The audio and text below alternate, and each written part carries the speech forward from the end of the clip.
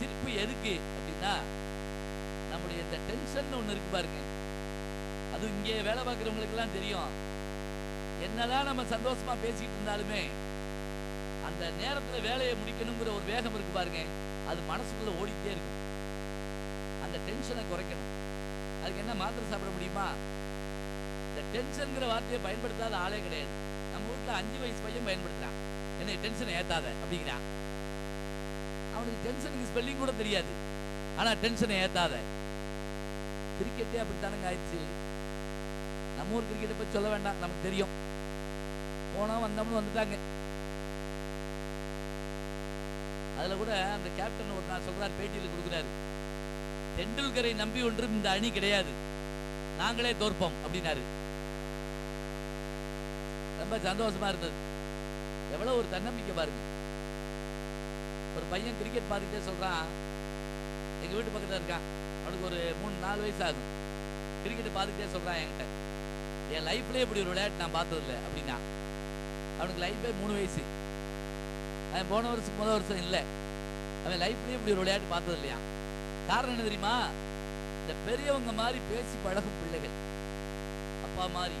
அது நம்ம வேற ஏற்றி விட்டுருவோம், அவங்க தாத்தா மாதிரியே கஞ்ச பையன் அப்படிலாம் சொல்லுவோம். இதுதான் பெருமையா? தாத்தா மாதிரி அவன் வந்து அறிவாளி சொல்லணும்.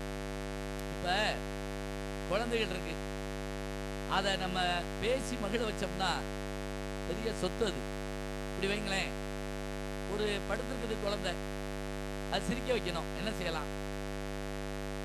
திருப்பி வந்து வந்து பார்த்து போறாங்க, முடிச்சிட்டோமா இல்லையான்னு பாக்குறான்னு நினைக்கிறேன். கொஞ்சம் நேரம் ஆகும், போய் விளையாண்டு வாங்க பாருங்க. அவன் பாட்டு வந்து அவன் பாட்டுக்கு போறான். இவ்வளவு பேர் உட்கார்ந்துருக்கமே பேசிட்டு அப்படிதான் இருக்கும். இப்போ வகுப்புல நாங்க பாடம் நடத்துறோம், அப்படித்தான் பையன் வருவான், அவன் பாட்டுக்கு போவான். அவர் ஒரு வாத்தியாரு பாடம் நடத்திட்டு இருப்ப கடைசி பெஞ்சில் எவனோ பேசியிருக்கான். ஏய் எந்திரி, ஏன் பேசுறேன்னாரு. அவன் சொன்னா, இங்க பாருங்க, இன்ன வரைக்கும் நீங்க பேசுறீங்க, நான் என்ன மாதிரி கேட்டனா? நீங்க உங்க வேலையை பாருங்க, நான் என் வேலையை பாக்குறேன். அதான் உண்மை. ஒரு குழந்தை படுத்துருக்குது, அது சிரிக்க வைக்கணும். என்ன செய்யலாம்? கை குழந்தையை சிரிக்க வைக்க வேற ஒன்றும் வேண்டாங்க. ஒரு கிளுகிழு பைன்னு உண்டு, நம்ம ஊர்கள் எல்லாம் சின்ன பிள்ளைக்கு வச்சு அப்படி ஆட்டுவோம், கிளுகிழு பை. அதெல்லாம் இப்ப காணோம். ஏன்னா இப்ப பேசுறப்ப கூட அவர் கிளுகிழப்பையை பத்தி பேசினார் அப்படின்னா நல்லா இருக்கும். அவர் கிளுகிழப்பாக பேசினார்னா அது வேற விஷயம். ஏன்னா நம்ம பத்திரிகையில வேற மாதிரி போட்டு விட்டுருவாங்க. அவர் பேச்சில் கிளுகிழப்பு அதிகம் இருந்ததுன்னா கொட்டேஷன் போட்டா போச்சு. அந்த குழந்தைகிட்ட அப்படி கிளுகிழப்பை ஆட்டினோம் வைங்களேன், குழந்தை வாய் விட்டு சிரிக்கும். நம்ம உடனே சந்தோஷப்படுறோம், பிள்ளை சிரிச்சிருச்சு. தாத்தா உட்கார்ந்துருக்காரு, 80 வயசுக்காரு, அதே கிளுகிழப்பையை கொண்டு அவர்கிட்ட இப்படி ஆட்டுங்க, அவர் தலையில அடிச்சுடுவார். அவர் அப்பே மாதிரியே லூசா இருக்கான் அப்படிப்பாரு. ஏன் அவர் சிரிக்கல? குழந்தைகள் வந்துட்டே தான் இருக்குது. அதுல திருப்பி கூப்பிட்டு என்ன பண்ணிருக்கலாம், இன்னொரு டான்ஸ் இருக்குன்னு சொல்லிட்டோம்னா போய் வேலையை பார்த்துருவாங்க. இன்னும் கொஞ்சம் கழிச்சுல நீங்க திருப்பி வந்து ஆடணும் அப்படின்னம்னா கொஞ்சம் பயப்படாது. யாராவது இந்த டீச்சர்கள் வந்துருந்தீங்கன்னா, மிஸ்ஸுகள் இருந்தா பயப்படுங்க பிள்ளைய. ஏன்னா நம்ம அப்படித்தான் சொல்லி சோறு ஊட்டுறோம் பிள்ளைகளுக்கு. சோறு ஊட்டுறப்பவே ஏன் பிள்ளைய பள்ளியிடம் போக பயப்பட தெரியுமா? சாப்பாடு ஊட்டுறப்பே அப்படி சொல்லி சொல்லி ஊட்டுவோம். இந்த சில தாய்மார்கள் குழந்தைக்கு சாப்பாடு ஊட்டுற பார்த்துருக்கீங்களா? ஜென்மத்துக்கு சாப்பிட மாட்டோம் நம்ம. கொடுமையா அதை பிசைஞ்சு வாயில திணிச்சு வலிச்சு திருப்பி இந்த செவத்துக்கு சாந்து பூசு வாங்கி பாருங்க. அது மாதிரி பூசி அதுல சில பிள்ளைக்கு சாப்பிடாது. ஒரு அம்மா சொல்லுது, சாப்பிட்றியா? உன்னை பேய்கிட்ட பிடிச்சு கொடுக்குவா, பிடிச்சு கொடு, பிசாசிட்ட பிடிச்சு கொடுக்குவா, பிடிச்சு கொடு. இப்ப அம்மாவுக்கு பயமா போச்சு, பிள்ளை பேய் பிசாசு கண்டு பயப்பட மாட்டேங்குதே அப்படின்னா உன்னை உங்க ஸ்கூல் மிஸ்ட சொல்லவா? பிள்ளை படக்குன்னு தின்னு விடுது. அப்ப என்ன அர்த்தம்? பேய் பிசாசை காட்டிலும் கொடுமையான மிஸ்னா பிள்ளை பள்ளிக்கூடம் போகுமா? அதுவும் நம்ம ஊர்கள் எல்லாம் உன்னை அப்படியே திங்கக்கிழமை பள்ளிக்கூடத்துல சேர்த்து விட்டு கண்ணை தோண்டி தோலை உரிச்சு என்னமோ கசாப்பு கடை வச்சிருக்க மாதிரி சொல்லி விட்டுறோம். இல்லை, அப்படி போகாது. அப்ப நல்ல நகைச்சுவைகள் என்ன தெரியுமா? நம்மளை மகிழ வைக்கணும். அது மட்டும் இல்லைங்க, இப்ப கூட கேட்டாங்க பேச்சு எப்ப வெற்றி பெறும்னாங்க. நான் சொன்னேன், என்னால வெற்றி பெறாது, கேட்கிறவங்களாலதான் வெற்றி பெறும். இப்ப நான் ஒரு ஜோக் சொல்றேன், நீங்க கேட்டு சிரிச்சா நல்லா இருக்கும். என்னையவே ஈவிரக்கம் எல்லாம் பாத்துக்கிட்டு இருந்தீங்கன்னு வைங்க, நான் பல ஊர்களில் பார்த்துருக்கேன். முன்னாடி சில பேர் உட்காந்துட்டா விவேகானந்தர் சில மாதிரியே இருப்பாங்க. அப்படியே எனக்கு உயிர் போய் போய் வரும். தமிழ்ல தான் பேசுறோமா, வேற சந்தேகமானும் இருக்கா? ஏன்னா கேட்டு சிரிக்கிறது முக்கியமான ஒண்ணு. அது வகுப்பற மாதிரி தான் அது. சரி, நகைச்சுவை எதுக்குன்னு நான் கேட்டேன்ல, டென்ஷனை குறைக்க ஒரு வார்த்தை சொல்லிட்டோம். இன்னும் சொல்வதா இருந்தா, நம்முடைய முன்னோர்கள் அறியாத பல நோய் நம்மளை தாக்கிட்டே இருக்கு. பிபிங்கிறோம், சுகருங்கிறோம், கொலஸ்ட்ரால்ங்கிறோம், எல்லாம் 50 வயசுக்குள்ள. அதான் ஆச்சு, 50 வயசுக்குள்ள எல்லாமே சொல்றோம். அது எல்லாத்துக்கும் மாத்திரை போட்டுக்கிட்டே இருக்கும். அதெல்லாம் குறைக்கணுமா? ரொம்ப சத்தம் போட்டு சிரிச்சா வராது.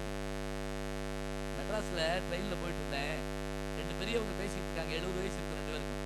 2 பேரும் பேசுறது எனக்கு ரொம்ப மகிழ்ச்சியா ஆச்சரியமா இருந்தது. அதுல ஒருத்தர் சொல்றாரு, 70 வயசு ஆச்சு, ஆமா, வீடு கட்டியாச்சு, பிள்ளைகளுக்கு கல்யாணம் பண்ணியாச்சு, அப்புறம் எல்லாம் செட் பண்ணியாச்சு, பைபாஸ் பண்ணியாச்சு. 2 பேருமே நான் கூட பைபாஸ் ரோட்ல போறத பத்தி பேசுறாங்க நினைச்சா, அதாவது அது ஒரு வாழ்க்கையில ஒன் ஆஃப் த ஒரு ஸ்டேஜ் அப்படிங்கிற மாதிரி. அதுல என்ன சந்தோஷம்னா, அவரும் பைபாஸ் பண்ணிட்டாரு, அதான் முக்கியம். இப்ப நம்ம பண்ணிட்டோமாங்கிறத காட்டிலும், நம்ம வீட்டுல உட்காந்து டிவி பார்த்துக்கிட்டு இருக்கோம். திடீர்னு கரண்ட் போச்சுன்னா செய்யற வேலை என்ன தெரியுமா? போடுறா, பக்கத்துல போய் பார்த்துவா. அவன் போயிட்டு அங்கேயும் போச்சு. நல்ல வேலை, அவனும் பார்க்கல, நம்மளும் பார்க்கல. இன்னொருத்த தெருவே போச்சு, அப்படி போட்டு பிரமாதம், ஒரு வயலும் பார்க்கல. அதுக்குள்ள ஒருத்த டிரான்ஸ்ஃபார்மர் வெடிச்சு போச்சா, எங்கேயுமே கரண்ட், சேர தூக்கி வெளியே போடு. என்ன சந்தோஷம் பாருங்க. கல்லூரியில 4 நாளைக்கு முதல்ல போட சொன்ன ரிசல்ட் போட்டாங்க. நம்ம ரிசல்ட் எப்படி பார்ப்போம்? வச்சு நம்பர் பார்ப்போம்ல. ஒரு பையன் பார்த்துக்கிட்டு இருந்தான். நானும் போய் நின்று பார்த்தேன் அவன் என்ன செய்யறான்னு. அப்படியே நம்பர் பார்த்துக்கிட்டே சொல்றேன், அவனும் ஃபெயிலு அப்படிங்கிறான். நான் இன்ன வரைக்கும் அவன் நம்பரை பார்க்கறேன்னு பார்த்தா, எவனோ இன்னொரு நம்பரை பார்த்தா அவனும் ஃபெயிலான். சொல்றேன், என்னைய பார்த்தானே எழுதுனியா? அது ஒரு வார்த்தை, ஒரு ஆறுதல் பாருங்க எப்படி இருக்கு. அப்ப நல்ல நகைச்சுவைகள் இன்னைக்கு நம்ம ஒருவேளை கொலஸ்ட்ராலுக்கோ அல்லது பிபிக்கோ மாத்திரை போடுறதா இருந்துச்சு வைங்களேன், போட வேண்டாம். நல்லா சிரிச்சோம்னா வேண்டாங்க. ஆனா என்ன தெரியுமா, இங்க உட்கார்ந்து டென்ஷனை பத்தி இந்த யோசிச்சுட்டு இருக்க கூடாது. அது மட்டும் இல்ல, தொலைக்காட்சியில் நான் பார்ப்பேன், முதல்ல சமையல் குறிப்புன்னு ஒன்று காட்டுவாங்க. நீங்க எல்லா டிவியும் வருது இல்லையா, எல்லா சேனலும் இருக்குல்ல, எல்லாம் வரும். அதான் நல்லது. நாங்க மாத்திரம் கஷ்டப்பட்டா போதுமா? அப்படிதான் வரணும் உங்களுக்கும். அதுல பார்ப்பேன் நான், சமையல் குறிப்புன்னு காமிச்சா பெரும்பாலும் பாத்தீங்கன்னா அதுல ஆம்பளை தான் சமைப்பாரு. பாத்தீங்களா? பெரும்பாலும் ஒரு 1.5 பழத்துக்கு தொப்பியை போட்டுக்கிட்டு அவர் சமைச்சு கொடுப்பாரு. பக்கத்துல ஒரு அம்மா வாங்கி தின்னு குண்டாக்கிட்டே இருக்கு, அது பாட்டுக்கு அப்படியே. அதுல அன்னைக்கு அவரு இதுதான் அரிசி அப்படிங்கிற, ஓ ரைஸ் அப்படின்னு அந்த அம்மா காண்டாமிருகத்தையே நேரம் பார்த்த மாதிரி அப்படியே ஆச்சரியப்படுது. அதுல அவங்க அந்த சமையல் குறிப்புல சொல்லுவாங்க, இந்த இதை இப்படி வறுத்து ஒரு வறுத்து கரகரான்னு தின்னோம்னா பிரமாதமா இருக்கும். நம்ம உடனே நினைப்போம், இன்னைக்கு இதை நம்ம செஞ்சிருந்தோம். 5 நிமிஷம் கழிச்சு ஒரு டாக்டர் அதே டிவியில் வருவார், எதை தின்னாலும் உயிருக்கு ஆபத்து, இதை அது இப்படி சாப்பிடக்கூடாது, அதை இப்படி சாப்பிடக்கூடாது. இந்த 2 நிகழ்ச்சி சேர்ந்து போராட்டி என்ன நான் சொல்றேன். டாக்டரை சாயங்காலம் வர சொல்லலாம், இல்லாட்டி காலையில அவரை வர சொல்லிட்டு சாயங்காலம் இதை செய்யலாம். நமக்கு அந்த ஆசையை விட்டு போகும். நீங்க சில சமயம் பத்திரிகைகள்ல நோயை பத்தி படிச்சாலும் நம்ம கையை பார்த்துட்டே இருக்கோம், நமக்கு வந்துருச்சோ அப்படின்னு சொல்லி பயப்படுவோம். மனசு தானே. அதுவும் இந்த ஆஸ்பத்திரிக்கெல்லாம் போனா அங்கே போய் உட்கார்ந்துருக்க நேரத்தில் நமக்கு 1000 பயம் இருக்கும். அவங்க டாக்டர் தான் என்னை கூப்பிட்டுருக்காங்க, எனக்கு நல்ல நண்பர்கள் டாக்டர்கள் உண்டு. நல்லா பேசுறதுக்கு டாக்டர்கள் சில பேர் இருப்பாங்க, சில பேர் ஒண்ணுமே பேச மாட்டாங்க. ஒரு டாக்டர்கிட்ட போனேன், போனவனே உட்காருங்க, உட்கார்ந்தேன், திரும்புங்க, சட்டை கழட்டுனேன், நாக்கு நீட்டினேன், சொல்லுங்க என்ன செய்யுது அப்படின்னாரு. இதை முதல்ல என்கிட்ட அவர் கேட்டுக்கலாம். நான் அப்புறம் உங்களுக்கு கல்யாண பத்திரிக்கை கொடுக்க வந்தேன் அப்படின்னு சொன்னேன். உடனே அவரு, சரி இனிமே நீங்க ஏன்ட்டு தான் வரணும், நான் எங்க போறேன், எனக்கு உங்களை விட்டா யார் இருக்கா? இதுல ஆச்சரியம் தெரியுமா, மதுரையில் நகைச்சுவை மன்றம் நடத்துறதே டாக்டர் சேதுராமன் அவர் தான் நடத்துறாரு.